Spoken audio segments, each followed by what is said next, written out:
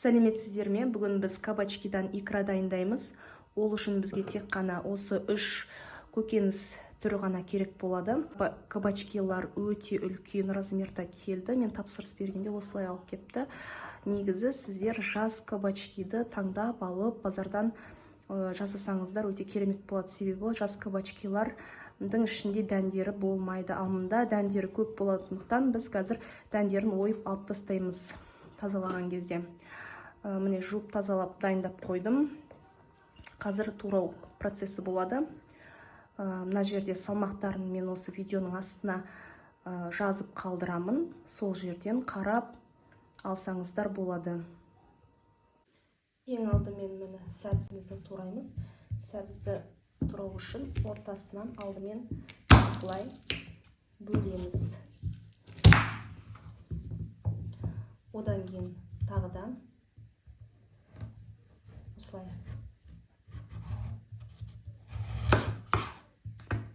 бөлеміз. Тағы да осылай.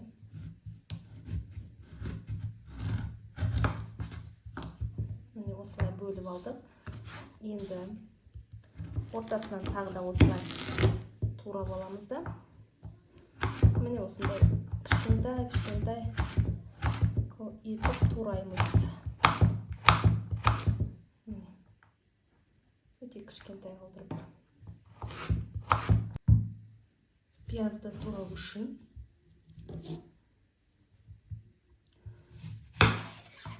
мына екі жағын алып тастаймыз.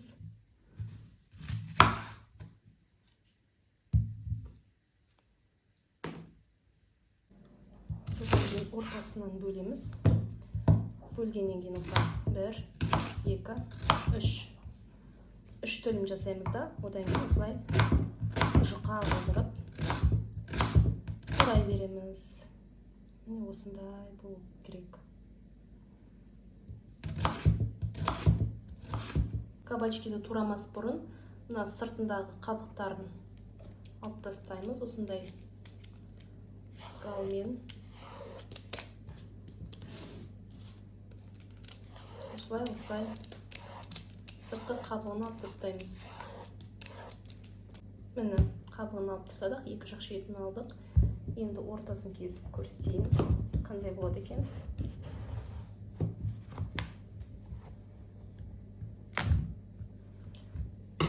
Міне ортасында дәнегі болады, осыны алып тастаймыз қазір. Міне мен қасықтың көмегімен осылай алып тастаймын. Дәнектер бар жерінде.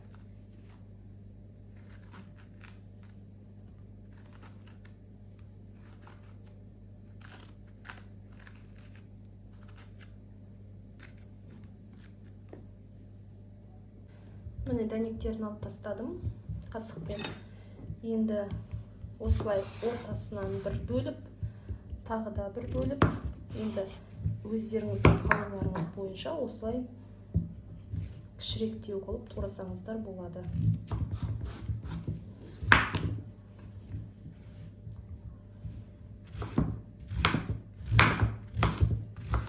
Міне осындай кубиктап турай бересіздер.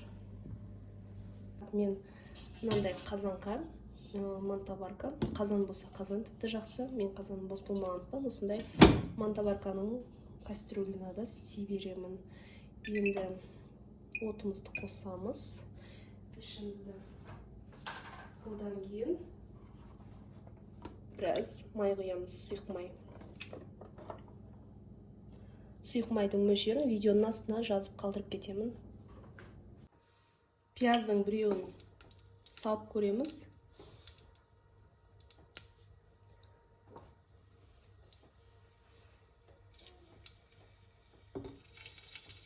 Міне осылай қуырыла бастаса, енді басқа пияздарды саламыз.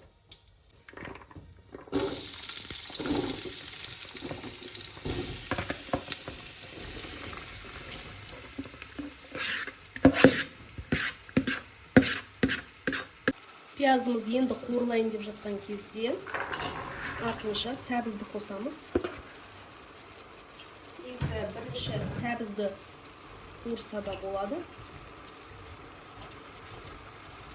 Бірақ мен пиязды бірінші көріп жатырмын. Енді ешқандай қатты айырмашылық болмайды. Екеуі де бірге қуырылады.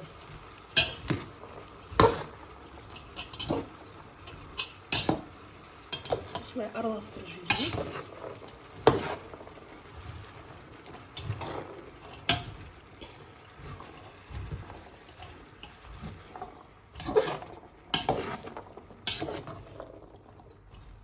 Міне енді қазір қуырылады. Екінші қазанға немесе осындай тегенеге түбіне май құйып, бұл майға да кішкене қызған кезде мынау кабачкаларымызды саламыз.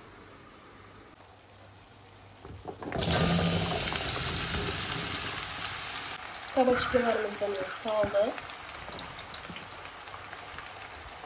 Енді олар бұқтырылуы керек. Кабачкалардан бір араластырғаннан кейін асты жабысып күйіп кетуі мүмкін, қатты отта. Сондықтан оны араластырамыз. Үстінің астына қарай жаңа бір араластырдым. Содан кейін осылай бетін крышкамен жауып қоямыз. Және отты азайтамыз. Орташа отта тұру керек. Ал сәбіз бен пиязымызды араластырып тұрамыз. Қазір кабачкиміз қайып. Кабачкиміз астында суы шығып, жұмсарып жатыр. Жұмсарып пісіп жатыр. Осылай бұқтырылуы керек. Бетін крышкамен жауып қойғанын қайтадан. Міне осылай жиі араластырып тұру керек, себебі астына жабысып күйіп қалуы да мүмкін, кейбір жерлеріне от тимей, немесе кейбір жерлеріне от қатты тиіп күйіп кетуі мүмкін. Сондықтан жиі араластырып тұру керек осылай. Мен қазір орташа отқа қойып қойдым, 6-ға түсіріп қойдым, 9-да болатын 6-ға түсіріп қойдым. Енді бетін крышкамен жауып қоям. Мен міне бетін кішкене аздап крышкамен жауып қоям. Әбден пияз мен сәбізі әбден қуырылып, жұмсақ болғанша осылай бұқтырамыз кішкене.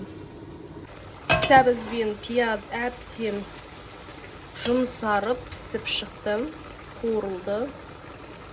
Бұлай ортасынан бөліп, тексеріп көруге болады. Ал екінші ыдыстағы кабачкиміз ботқа сияқты болып, әбден бұқтырылып пісті. Енді екеуін де өшіреміз.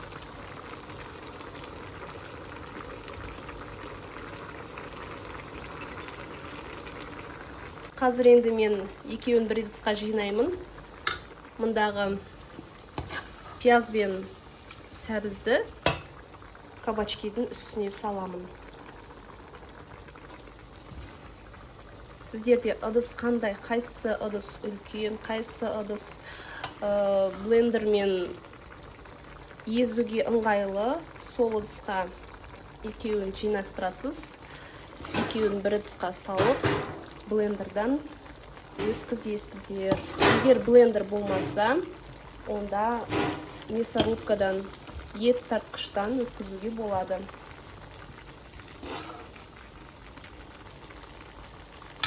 Осындай блендермен өткізем қазір.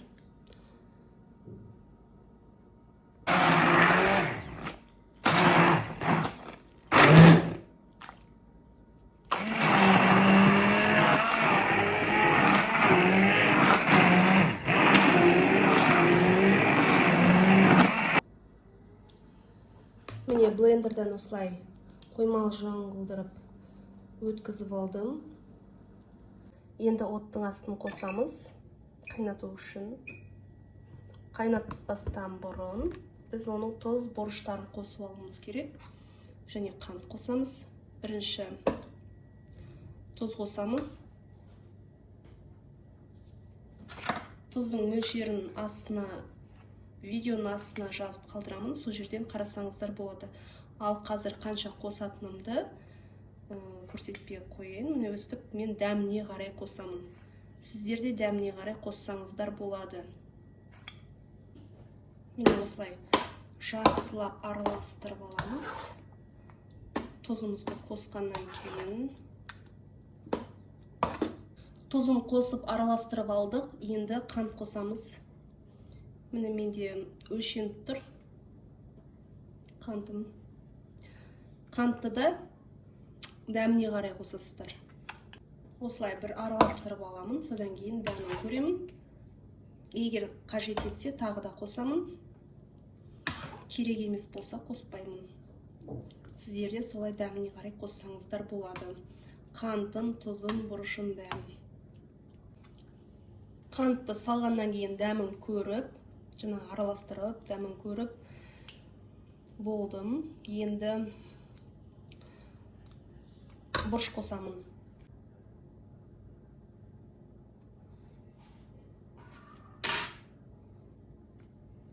Жақсылап араластырып, тағы да дәмін көремін.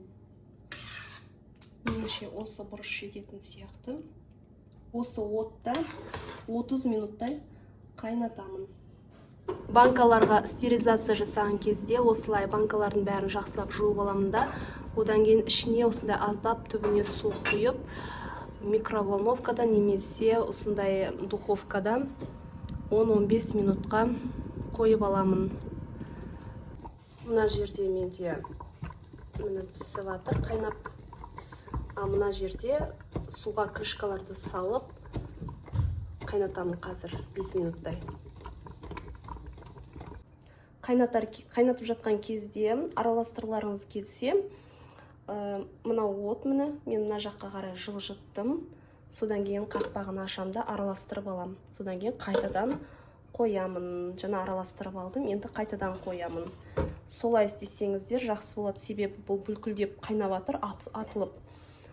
Сіздер қақпағын ашқан кезде ол жоғары қарай атылып, сіздерге кедергі келтіреді араластыруға, және ыңғайсыз. Енді уксус қосамыз. Менде 70% уксус. Осыдан қасықпен өлшеп құямын. Сіздер видеоның астына жазып қалдырған мөлшермен құйсаңыздар болады.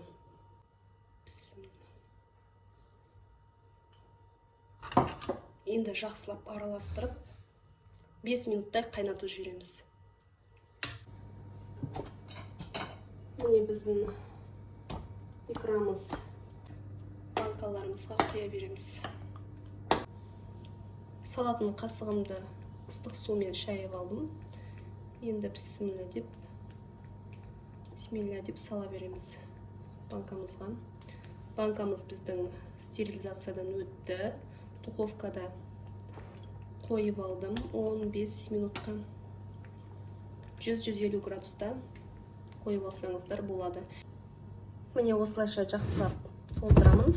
Содан кейін осылай қозғап жіберемін. Стерилизациядан өткен крышкамызбен осылай қатты жабамыз. Қазір тағы да орамалмен ұстап қаттырып жауып жіберемін.